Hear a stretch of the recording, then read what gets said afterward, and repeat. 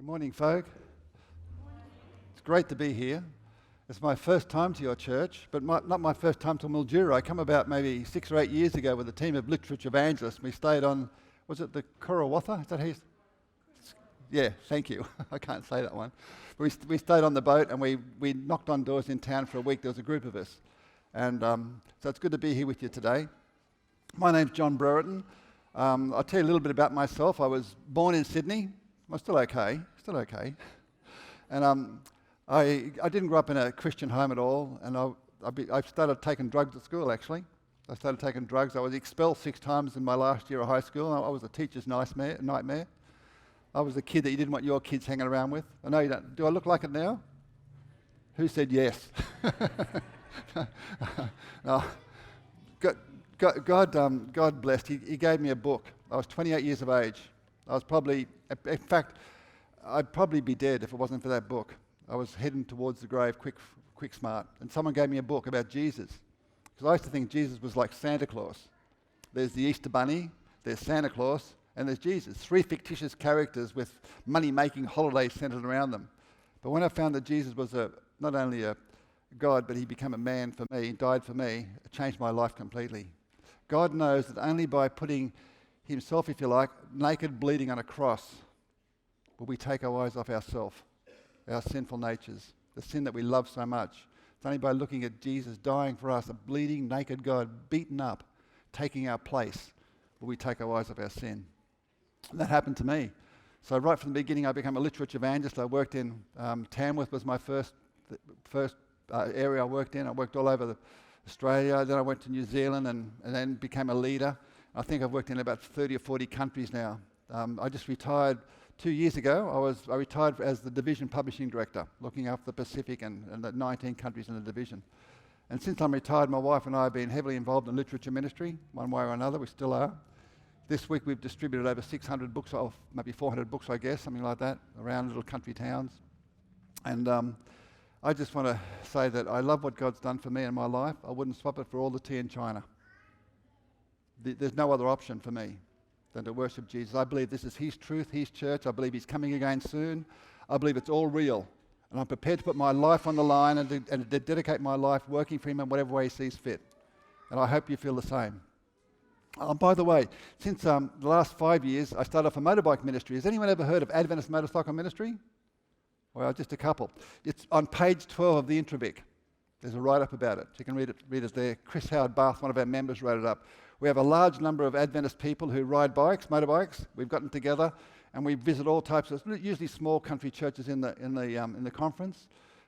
We've gone to we've had other motorbike groups, Christian groups come to we're studying with some of them. I've been asked to preach in one of the other Christian groups, the Long Riders. I don't know if you know the Long Riders. So we're heavily involved in that type of thing.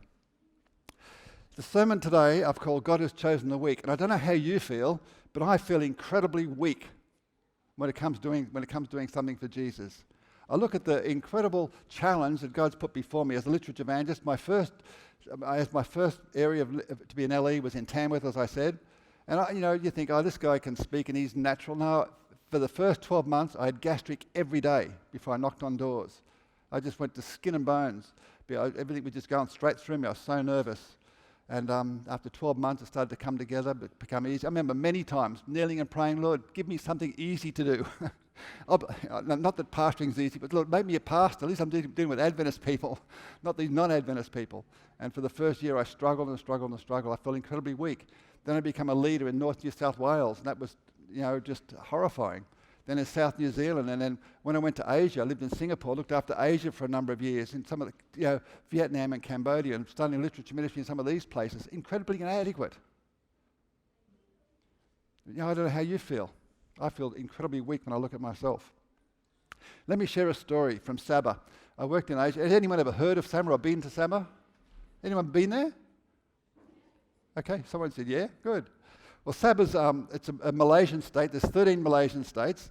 There's 11 Malaysian states there. That's the biggest one, Sarawak, and that's Sabah. This story from Sabah. And all my stories are true stories, and most of them are LE stories. If you go to Sabah, the capital is Kuta Kinabalu. Kuta means city, and Kinabalu is in reference to the Mount Kinabalu, the highest mountain in Asia, Southeast Asia. 4.1 k's high, twice as high as Kosciuszko. I've climbed it. It was a challenge, nearly killed me, but I made it to the top, I tell you. I got altitude sickness, I tell you, that's nothing exciting. If you go to Kuta Kinabalu, the capital, you'll see this amazing building. And this used to be the Seventh-day Adventist Church and the mission office. A lot of the small missions, they'll have the Adventist church, and they have the mission office often in the roof, and the pastor, who is the mission president, he lives in one end of the roof, and all in one building. Well, this building, this church, Adventist church, was on the highest bit of land in the city. Kuta Kinabalu is flat as a tack, this little knob of a hill, and this building's on top. And the Muslim government, because Malaysia's Muslim, they said, why is there a Christian church on the highest bit of land in the city? So they kicked the Adventists out. They took it over and made it a mosque. That's why it's got that mosque dome on top. So it became a mosque. But the Muslims had one major problem. In that steeple there, it said SDA, out of glass blocks, as you can see there. To have an SDA on a mosque just didn't make sense to the Muslim government. So they put a sign over it. The next morning, the sign had fallen off and slidden down that hill. So they decided to employ someone to put a proper sign up, a builder, to bolt this sign. He climbed the ladder. When he was up the ladder, sadly, he fell down and broke his neck and died. So they decided to paint it. Well, paint it. So when they painted it, this next picture I think shows it better. Oh, okay. When they painted, the guy was painting about here, and lightning struck him. So then they decided to plant palm trees in front of it. Then the palm tree in front of it died. Finally, they decided to hide the SDA and just paint the whole thing grey. I guess there's a number of morals with this particular story. One is, this is God's church. As insignificant it may appear, it's God's church. Don't touch it. Number one. Number two, we as Seventh-day Adventists, we shouldn't try and hide our SDA, should we? As weak as we are, as weak as the church is, we should be out there telling people about Jesus, that's for sure. God has chosen the weak things of the world to confound the things which are mighty. When I saw that, I thought, God chosen the weak things of the world? When I was in Kuta Kinabalu, I met this lady. Her name was Teresa, and she told me this story. Now listen carefully, it's one of the most powerful stories with literature ministry I think I've ever heard. Teresa was 18 years of age when God called her to be a literature evangelist. She lived in Kuta Kinabalu. She was 18 years of age. Now stay with me. Being a young woman in a Muslim country is really the bottom of the rung. But on top of that, she's not even one of them. She's a Chinese. So she's Chinese, she's 18, and she's a woman. Talk about weak. In a Muslim society, that's probably about the weakest you can get. God called her to be a literature evangelist. Now, it's bad enough selling books in Malaysia. In Malaysia, when we print books, we've got to put on the cover of Christian books not suitable for Muslims, and Muslims aren't allowed to even touch them. But she was called to be a literature evangelist, not in Malaysia, where it's a relatively easy Muslim country compared to Brunei. Has anyone been to Brunei? Wow. Okay. Well, Brunei is a much tougher Muslim country, and God called her to be a literature evangelist in Brunei. Before I tell you what happened to her, to Teresa, let me tell you a little bit about Brunei. This is the Sultan of Brunei, and his wife there in the bottom picture, and his son and daughter. One of the richest men in the world. This is how much money he inherited when he got the throne.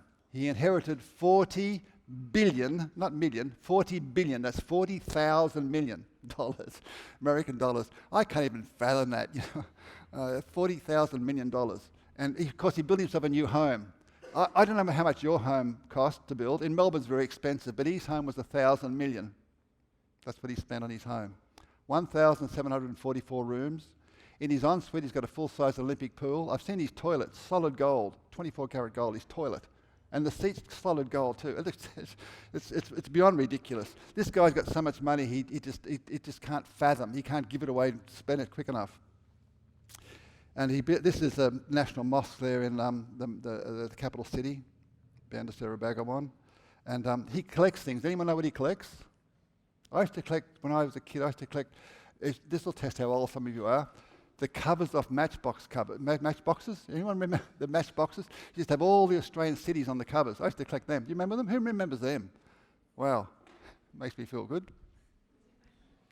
He collects cars. He's got 7,000 sports cars. I figured out if he drives a different car every day, it's 21 years before he drives the first one a second time. This guy's got 604 Rolls Royces. This is one of them. Oh, so this is some of his cars, sorry. This is some of his cars. He's got warehouses full of cars. This is one of his 604 Rolls Royces. This is one he gets around town when he doesn't want to be noticed, I think. He's actually got a solid gold, not gold plate, it's solid gold Rolls Royce. He's also got a solid gold Ferrari too. Not just gold, this is solid gold, 24 karat gold Ferrari. He's got 452 Ferraris. Can you believe it? 452. What do you think this is? This is it's called the Flying Palace. It's a jumbo, or it's built for one. That's his seat. Can you look at that? Of course, it's got a bedroom with an ensuite and all types of stuff. The Flying Palace, that's his bedroom inside it. He bought one of these for his daughter when she turned 21. I don't know what you got. I think I got a hammer and a saw and a couple of bits and pieces. This girl got a multi-million-dollar plane built for one. And of course, it's Muslim. It's a Muslim country. You can't be a practicing Christian in Brunei. And in fact, they've just passed Sharia law just about 2 months ago. You know, an adulteress gets 40 lashes. Homosexuality is punished by death. There's a whole bunch of issues there, and just been approved. Well, this is where Teresa was called to be a literate evangelist. We do have three. This is one of the underground churches, the Adventist church, one of the three underground churches, because the Brunei people they don't do the menial tasks. So people come from the Philippines or Indonesia or somewhere, and they'll be behind the desk in the hotels. They'll be the clerks, that type of thing. And a lot of them are Adventists, so they meet illegally as a church underground, secretly. The guy in the blue shirt's a pastor. He comes from another country. He flies in there every now and then as a tourist and sort of takes church services. But the locals don't want to show their faces because it's very dangerous if you get caught. In fact, there's a $20,000 reward if you will inform where Christian groups are meeting. So this is real. And Teresa was called there to be a literate evangelist. One of my friends went there to be an LE before Teresa, and he was selling Bibles. And he saw himself on the news that night, in the TV news. The police are looking for the man selling Bibles. He will be executed. Now, I don't know if they execute people today. I'm not sure for selling Bibles. But this is where Teresa was called. It's real. Who would like to go and sell Bibles to Muslims in Brunei? Any volunteers? One young girl at the back, or she's just waving. I think she's just waving. No, two guys at the back. Good on you, guys. I love it. Well, this is where Teresa was called. This is what happened to Teresa. Now, stay with me. She's 18 years of age. She didn't have a car, so she went in a minibus. She took boxes of books, 3 boxes of books. What books would you take? She took Desire of Ages, box of Desire of Ages, box of Great Controversies, and a box of Bibles. That's what she took. And she got down to the border crossing. And at the border crossing, even though it's a drive across the border, you're still got to go through customs and immigration. So at immigration, she filled out the arrival card, name, address, occupation. She said, I'm going to be honest. She put missionary. Now that's like throwing petrol onto a fire when you get one of these Muslim border crossings. She said missionary. The Muslim immigration official looked at it and said, missionary? We don't allow missionaries into our place, into our country. She said, but God's called me to be a literature evangelist to sell books to Muslims in Brunei. He said, books? Show me these books. So she went to the bus and she bought in a Bible, a Great Controversy, and a Desire of Ages. And the official took her into a back room and had a look at these books. And what do you think he did? He said, these books are fantastic. Can I buy them? And he bought the books. He said, look, if you fill out another arrival card, but instead of putting missionary, if you put sales girl, I'll let you in the country. So she was in the country. The bus dropped her off in the capital city and dropped her off out front side of this bank called the Islamic Bank of Brunei. And she's standing on the footpath with all the boxes of books. And she thought, what will I do? And she looked at the bank and said, I'm going to start selling books in this bank. So she asked the security guard at the door, can you mind my boxes? And she took a Bible, a Great Controversy and Desire of Ages to the top floor. Spoke to the secretary, can I speak to the manager, please? And she said, have you got an appointment? She said, no, but God sent me. So the secretary told the manager, who invited her in. The manager of the bank looked at the books. What do you think he did? He bought them. paid cash for them. And he said this. He said, how are you travelling around Brunei? How are you getting around? He said, I've just arrived, I don't know. He said, I'm a very wealthy man. I've got a number of chauffeurs and limousines. I want to give you a limousine and a chauffeur to take you around to sell your books. So stay with me. She was there for 2 weeks, and she went home for 2 weeks and back for 2 weeks. She did that for 2 years. So in essence, in a 2-year period, she was there a year. Are you with me still? Yep. In that 2-year period, she had a chauffeur-driven limousine to take her around to sell books. And she was selling more than $5,000 worth of books every 2 weeks. Bibles, Great Controversy and Desire of Ages, in a country where it's impossible. Do you know how she did it? Because of that Bible text. God has chosen the weak things of the world to confound the things which are mighty. I started to think, maybe there's no one weak in the Bible. Surely there's no one weak in the Bible. They're all strong. So I thought, I'm going to go through and make a list. I made a huge list of all the people in the Bible who had weaknesses. This is just a few of them. Number 1, Abraham was too old. How old was he when God called him to go start the children of Israel, go start the new race off? He was old, walking down the street. Probably had a walker. He was that old. Jacob was a liar. Joseph was abused by his family. Moses was a murderer. Samson had long hair. Rahab was a prostitute. Jonah ran away from God. Job lost his family and was bankrupt. David had an affair and was a murderer. John the Baptist was educated in the desert. Peter was hot-tempered. Mary Magdalene was demon-possessed. The Samaritan woman was divorced 7 times. Zacchaeus was too short. Paul was too religious. And my favourite, talk about weakness, Lazarus was dead. How weak is that? Oh dear. God has chosen the weak things of the world to confound the things which are mighty. Then I thought maybe, how did our Adventist church begin? You know, if I was to, we were to ask people how the Adventist church began, some would probably say it began on the October 23rd, 1844, after the Great Disappointment. Some would say that. Others might say it began in 1863, was it, when we first had the name Seventh-day Adventist. Some might say that. But I believe it began in the home of Otis Nichols. Has anyone ever heard of Otis Nichols? Otis Nichols? No? Wow, one. I believe it began in his home in 1848. I believe it was December. Otis Nichols was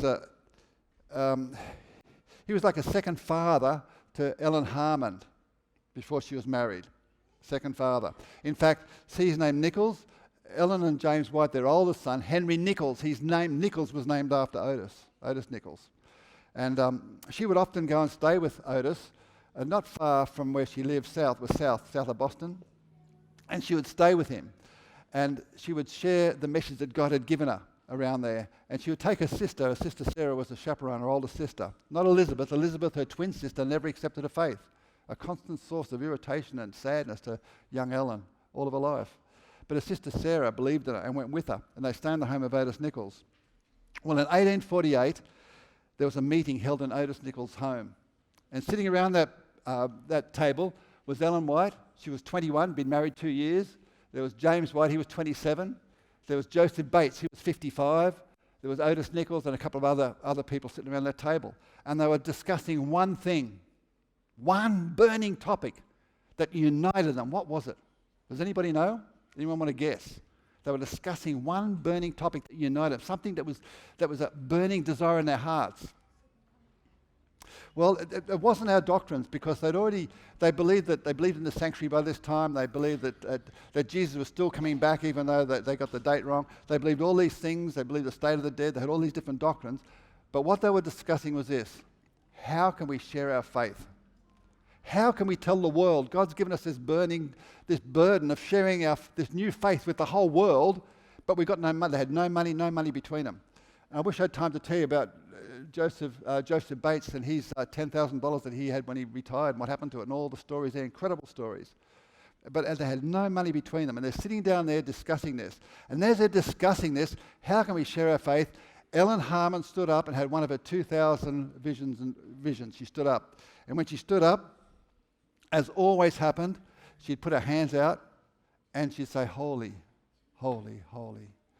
And she'd look up, and during the vision, as all of her visions, her heart would beat, but she didn't breathe.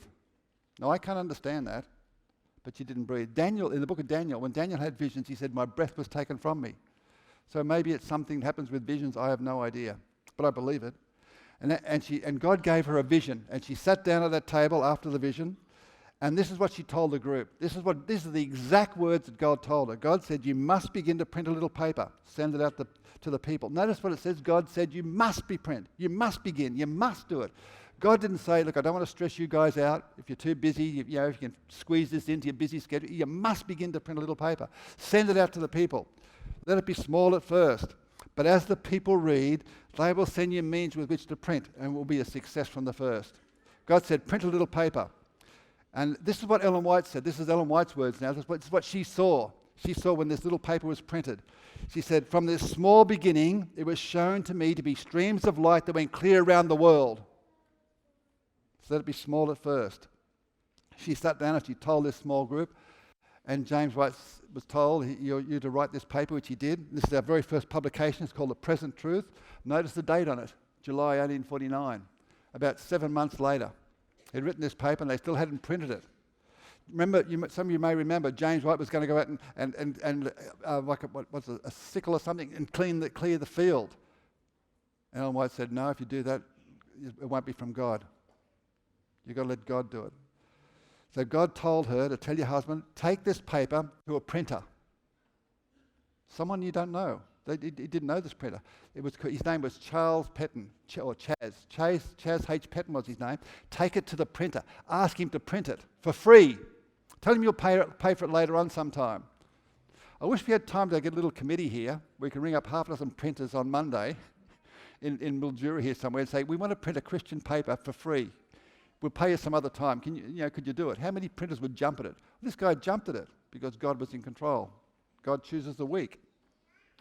They printed 1,000 copies and they brought it home and they knelt over it. And when they knelt over it, they prayed. They said, Lord, please bless this paper. And they sent it out. They sent it out to 1,000 people. They did that 4 times. This printer printed 4 lots of Present Truth before people started to read this paper and write in with a letter saying, thank you so much. And they put in $5 or $1. And they got the money and they went and paid the printer. If some of you may know Alan Lindsay. Last time I saw Alan Lindsay, he gave me a copy of the receipt from the printer. This is the receipt. It says $64, I think it's 50 cents. Chaz H. Petton was his name. It's being for 4 Present Truths. It says there 4 numbers of Present Truth. That's how our church began. It began by a handful of people that were weak. Now, don't get me wrong, they're not weak in faith. They're weak in resources. God has chosen the weak, not the weak in faith, the weak in resources. These people had a trust in God, and they believed that God could use them, even though they had nothing to offer him. That's where stepping out of the boat is important. Some people say, oh, I'll wait till I can learn how to do this or get this degree or do so. No, God can use you just as you are. You might say, I can't talk. It doesn't matter. God can use you. I saw a literature evangelist once. She was deaf and dumb. She couldn't speak. She had a whole canvas written out on placards on her chest, and she'd knock on the door and point to I saw a guy in Adelaide. For 10 years, he was one of the top LEs in all of Australia. He had no legs, chopped off here. He used to walk on his hands between the doors. Top LE. I saw a guy in Brazil. Couldn't speak. Mumbled. He had some defect with his voice. Just mumbled this incoherent words out. Selling books. Great controversies. Incredible. God doesn't need our resources. He doesn't need our resources at all. From this small beginning, it was shown to me to be like streams of light that went clear around the world. From this small beginning, a handful of Adventists, a handful of people sitting around the home of Otis Nichols who had no possessions whatsoever, nothing to offer God, has gone all around the world. This is our church today. Today we have 65 publishing houses around the world. These are just 4 that I picked out. That's Brazil. Look at the size of the one in Brazil. That one in Brazil has got a web press. I don't know, I haven't got time to tell you what a web press is. It's the fastest press in the whole world. Incredible press. They don't even stop to change paper. They've got one web press that's just dedicated to printing great controversies. In one Sabbath, stay with me, in one Sabbath in Brazil, they hand-delivered, the church members hand-delivered 24 million great controversies. 24 million great controversies. This is the Pacific Press and the Philippines. That's one I had the opportunity to build in Southeast Asia. 65 publishing houses around the world, printing out books by the millions of books every day, going around the world. Incredible. We print in 361 languages around the world now. I couldn't even count I can't even count the 361, let alone name the languages. I had the opportunity of working in Laos. I don't know if anyone been to Laos? Laos is a communist country, different than Muslim. And when I went to Laos, we have a church in Vientiane, the capital, very small church, or very tiny. And they have nothing to read. The communist government wouldn't let them print anything to read. Nothing. Some people have smuggled in, Desire of Ages or something in English, but no one can read it. Hopeless, useless. And can you imagine not having anything to read? And you're not allowed to evangelize at all. You can't tell anyone about Jesus. Growth can only come from kids being born in the church. No one can come join from the outside. This guy here is one of my heroes. His name's Inthavar. Let me tell you his story briefly. Inthavar was a go-getter. He was on fire with his type A personality, can't sit still. He was a communist, working his way up the communist system. The communist government in Laos realized that this guy was going to be a somebody someday, so they sent him to Moscow to learn how to be a really good communist. In Moscow, he married Larissa, who was also a communist. They're walking down the streets of Moscow, and they saw this sign by one of our evangelists. I can't remember his name now. You know him well. That doesn't matter. No, it wasn't John Carter. No, it's that American guy. It's gone. Sorry, it'll come back later. You'll know him. He had this evangelistic program. They'd never heard the name of Jesus before, ever heard Jesus. And they were intrigued. It was written in Russian. Come and hear this stories about Jesus. So they went to hear him. And when they went in to hear him, they listened and they were amazed at what they heard. They went every night for the whole series, and they were baptized at the end. Inthavar, from there, he went to the Philippines, studied in our college. So he left a really, really good communist and come back a really, really good Seventh-day Adventist pastor.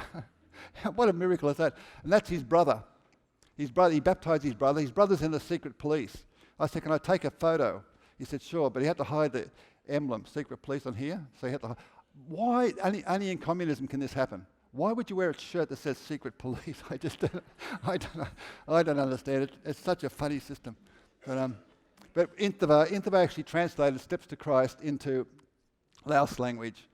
And we're just discussing here how we're going to print it. In Vietnam we print it underground, secretly and stuff. He said, let's take it to the government and pray that. He said, I've got some influence. I can still know people there. Maybe they'll let us print it. So we took it to the government. Said, can we please print this Christian book? And they said, well, we'll think about it. And 1 year went past. Every time I went to Laos, the Minister for Religious Affairs was out of the country, too busy and all this stuff. One day at the airport, Inthavar says, that's the guy. So we raced across. That's him there. He's only short, he's got lots of power, right? And I ran across and I said, hi. Inthavar's translating, of course. I said, look, we gave you that book, Steps to Christ. We want to print it.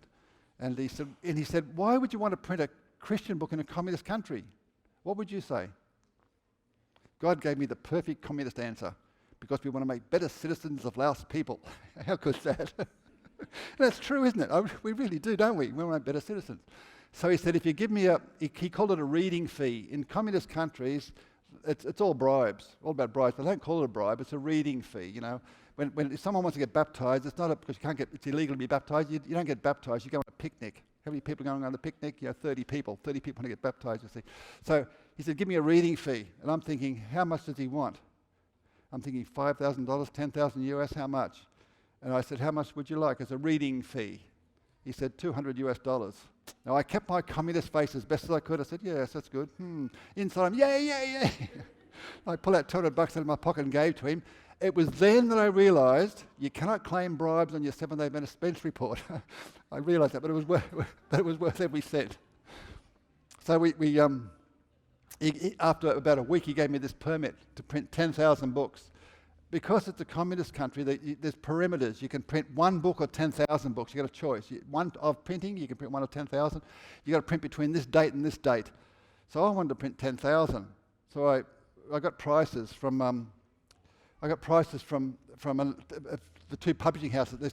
In communist countries, only communist government can own printing presses. There was 2 of them. One was called state printing, one was called education printing. I got a price from one, $1.50, and a price from the other was $1.30. I thought, how good's this? I'm going to use my, negotiation. I'm going to get this price right down. I went back one to the other, got it down to 80 cents. So I needed $8,000 US within a week. And I prayed about it, and God gave me some money here, there, and everywhere. I was $3,000 short.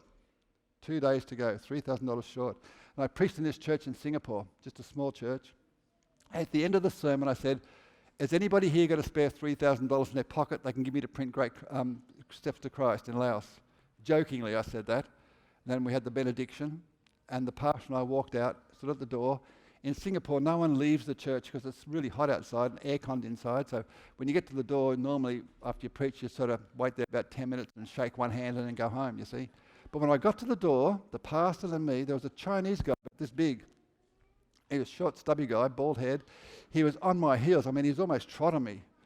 And I turned around, I was surprised to see him there, shocked. And he shook my hand like this. And there was something crunchy inside. I thought, what is that? And I opened it up and I couldn't believe it. It was three $1,000 notes.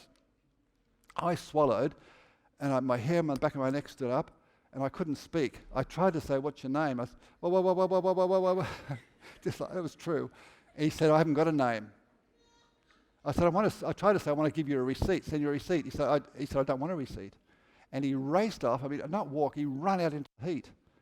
I'm thinking, who's this? And I said to the pastor, Pastor Lee, I said, is he one of your church members? He said, I know every Adventist in Singapore. It's only 700. He said, I know them all. He said, he's not an Adventist.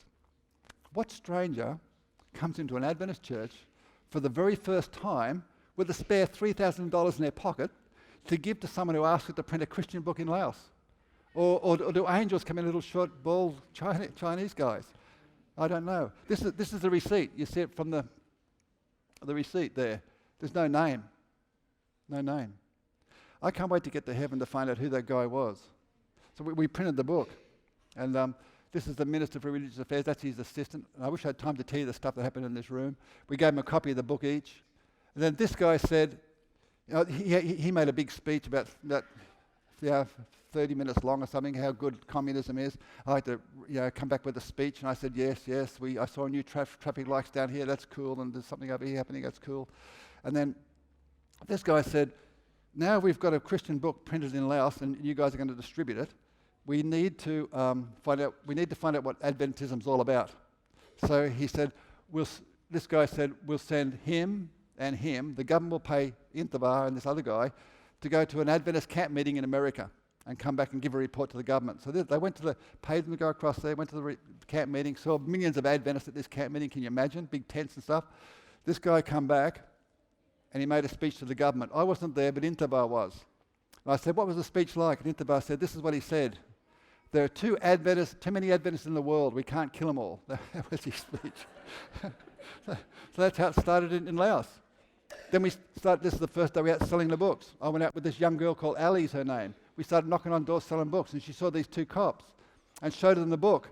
And the guy pulled out his baton and two sets of handcuffs. And I thought, I'm going to spend the rest of my life in an electric chair or something. I'm going to die here. And I took a picture when they weren't looking. But in the front of the book, we put the permit to print it. And you want to know something? Guess what? They bought the book. They bought the book. Here they are, happy guys. The book is 1 day's wage, $1. That's like you paying something like $200 for Steps to Christ. A day's wage.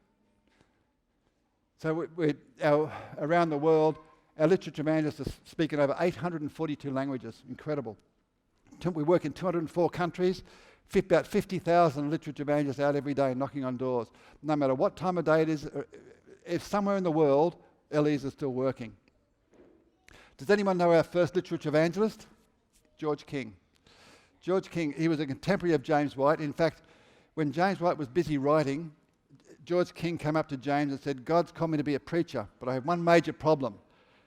Any more than two people, my knees shake and I can't speak. I stutter, I get real nervous. And James said, look, I haven't got time to help you. Maybe, and James called one of his friends across, Richard Godmark. Richard, come here. This is George. George, can you go with Richard? Richard, can you take George to your farm? And he can do chores around the house in the morning to pay for his keep. In the afternoon, let him go into the barn and practice preaching to the cows and the chickens and the pigs and whatever else you got. So George King did that. He went to the farm. He's faithfully doing his chores every afternoon because winter all the animals come in the barn. He's in there preaching to the animals. George King did that for a long period of time till he was confident when he could preach. Then the time came when George says, I think I can take a service. So Richard, in his home, little lounge room on the farm, about 30 people came. George King stood up to preach. He used one of William Miller's charts. When he stood up to preach, guess what? His knees started to shake and he couldn't speak. He sat down dejected. He felt worthless, hopeless. There was an older lady in that congregation in her 70s. She came and she put a hand on his shoulder and she said this, "Why don't you be a fireside preacher?" He says, "What's that?" And she said, "What you do, you go into a farmer's home when he comes in from the fields and he sits by the fire in the evening, eats his meal, just talk one-on-one. You can talk one-on-one with people. So talk one-on-one. Take some of James White's literature and give it to him and have Bible studies with him." So he said, "Yes, that's it." So the next morning, George headed off. Now this painting's not quite correct, not accurate. He had 2 bags. So the story goes. In one bag, which was like this one, is full of James White's papers and his Bible, and the other bag was full of food that little church put together and gave him. They also gave him, I think, $1.65 in his pocket. And he walked off. No car or bike, he walked. He walked to the first farm, 5 miles away. Knocked on the door and the guy said, "We're not interested." But he didn't give up. He went to the next farm. Finally, a dairy farmer invited him in. He sat by the fire, had a Bible study with him on the second coming, gave him some literature. And the farmer said, "This is fantastic." He said, "Can you stay and have another Bible study in the morning? I'll wake you at 3. I'm going to start milking at 5. So he got up at 3 o'clock and had another Bible study with this guy. And he went to the next farm and next farm and next farm. And of course, this little church, you couldn't communicate with him, praying for him. And he came back a number of weeks later. What was in both the bags? Nothing. Both empty. Instead of having $1.65, he came back with about $3. He was embarrassed that people would give him money for this literature. But he came back with more money than he left with. That's how our literature ministry started, by a man who couldn't speak. In fact, he's often called George King, the king that couldn't preach. Maybe you've heard of him. I can't wait to meet him when we get to heaven. So we have about 50,000 LEs around the world. Annual sales are about $150 million a year. $150 million worth of books going into homes all over the world. Incredible. From this small beginning, it was shown to me to be like streams of light that went clear around the world. Does anybody know, you probably don't, the first Adventist to work in Asia? Another incredible story of someone who's incredibly weak, who God used. We were living in Singapore at the time, just there, and he lived in Hong Kong. He died in Hong Kong. He worked in Hong Kong. His name was Abraham LaRue. Abraham LaRue was also a retired sailor, as Joseph Bates was. Abraham LaRue, at the age of 66, my age now, 66, he went to the General Conference and he said, "I want to volunteer to be the first Seventh-day Adventist to go and work in Asia." And the General Conference said, "How old are you?" He said, "I'm 66, which apparently in those days was very old. I still feel young, but very old at 66. They said, "66, you're really old. How much money have you got?" "0. "Can you speak Chinese?" "Not a word." "We strongly recommend you do not go," they said. But God has chosen the weak things of the world. God doesn't need our resources. He went anyway because he believed God could call him. He believed that God could use him to do something mighty for God, even though he had nothing to offer God. It's all God and not us. There's nothing we have can enhance God's work. So he went anyway. And my wife and I flew up to Hong Kong. We had some frequent flyer points to use up or lose them. So we went to Hong Kong for the weekend just to find his grave. And we found his grave hidden down this mountain. And it says that Abraham LaRue, born in 1820, died that year. He arrived in Hong Kong in 1888. 66 years of age. And what he did, he arrived at the harbour and he found a young Chinese boy who wanted to learn English. He taught him English from the Bible. And when this young guy could read English, he baptised him in the sea, Hong Kong harbour. This young guy started to translate James White's books, material that come across. And they started to translate it and sell it and distribute it amongst the ships because he was an old sailor around the harbour. He was the first person to work in Singapore, Abraham LaRue.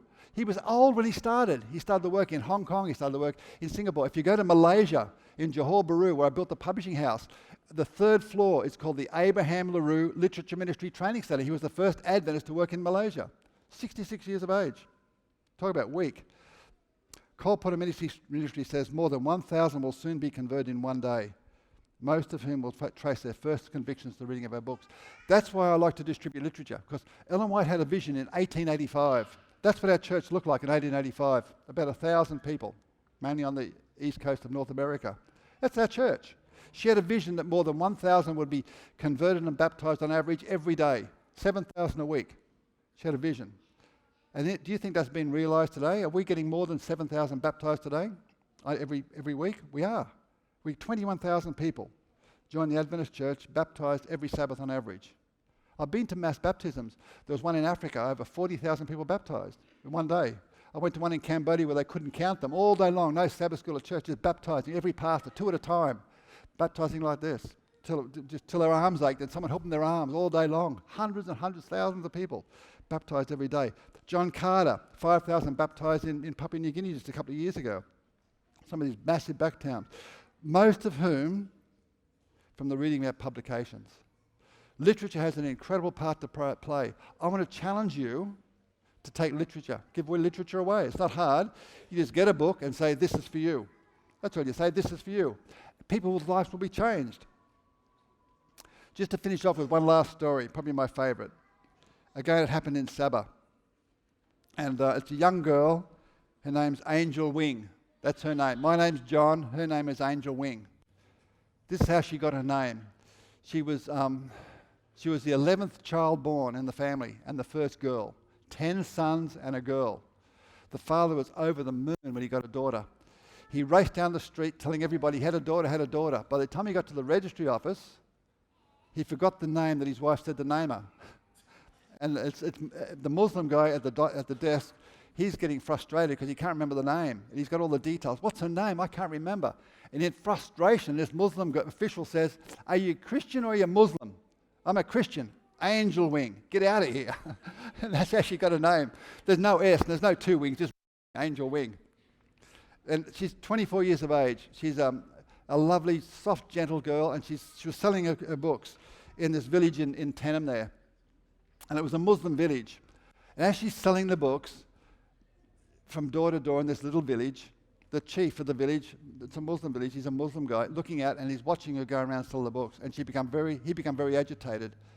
He said, I've got to kill her. I've got to kill Angel Wing. I've got to kill this girl selling the books. So he found some guy in the village who had, some guy with no morals. He said, I'll give you $200. They're called Malaysian ringgit. I'll give you 200 ringgit to kill her. That's more money than he sees in a year. So he grabbed that money and stuffed it into his pocket.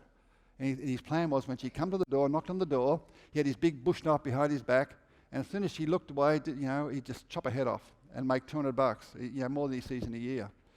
Of course, Angel Wing didn't know it. She's just knocking on doors. She finally gets to his home and knocks on the door, and she's smiling, as she is in the picture. She's smiling. It's always important to smile when you knock on doors. Always. Because the guy looked at her and he said, I can't kill her when she's smiling. If you knock on doors, you smile. So she just kept smiling. He's thinking, I can't kill her. And then she started to show the books. Then his interest went from her smile to the books. He's thinking, these are fantastic books. He's still got the knife behind his back. He's going to kill her. He's looking at the books saying, these are great books. He eventually says, how much are they? She says, the whole set's 200 ringgit. So he put his hand in the pocket and pulled out the $200 that he was paid to kill her and bought all the books. Isn't that a miracle? I've learned in my 36 years in the literature ministry to expect miracles. Some people say we don't see miracles here. Only in the Pacific you see miracles. As a literature evangelist, I saw miracles every day. I wish I had time to tell you the miracles we've seen this week just in distributing books around in little country towns on our way up here. We left home on Monday, visiting country towns, distributing literature. Wish I had time to tell you the miracles. I just can't. There's so many. God has chosen the weak things of the world. All the stories I've shared today, there's a story about Teresa and George King and our first pioneer Adventist, Abraham LaRue, that's Angel Wing, and that's Ali and those guys there in Laos. All these stories have 2 things in common. Number 1, they had nothing to offer God whatsoever.